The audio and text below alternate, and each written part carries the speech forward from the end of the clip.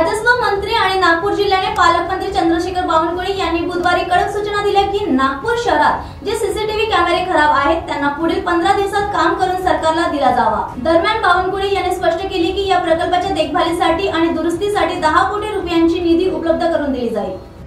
नागपूर शहरातील सीसीटीव्ही कॅमेऱ्यांची पाहणी करण्यासाठी मंत्री बावनकुळे यांच्या कार्यालयात एक बैठक बोलवण्यात आली होती। नागपूर शहरात LNDT कंपनीच्या वतीने सुमारे 36 कॅमेरे स्थापित केले आहेत। यामध्ये 2000 कॅमेरे बंद असून LNDTने सांगितले की यामध्ये 1100 कॅमेरे विविध कारणांमुळे बंद आहेत।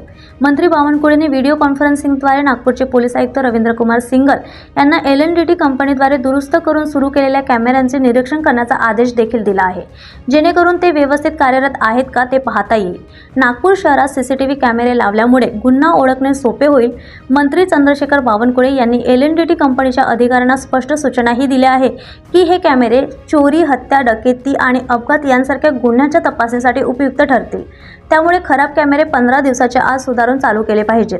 त्यांनी उपस्थित असलेल्या संबंधित विभागाच्या अधिकाऱ्यांना हे कार्य पूर्ण झाल्यावर पुढील प्रक्रिया कशा प्रकारे करायची याबद्दलही सूचना दिली। या बैठकीत माहिती तंत्रज्ञान मंत्री आशिष शेलार, माहिती तंत्रज्ञान विभागाचे मुख्य सचिव पराग जैन नेनुतिया, नागपूर महानगरपालिकेचे आयुक्त डॉक्टर अभिजित चौधरी, नागपूर महानगरपालिकेचे अतिरिक्त आयुक्त आणि नागपूर स्मार्ट सिटी प्रकल्पाचे प्रभारी मुख्य कार्यकारी अधिकारी श्रीमती आचल गोयल उपस्थित होते। पोलीस टाइम न्यूज साठी स्वप्नील धारगवेची रिपोर्ट।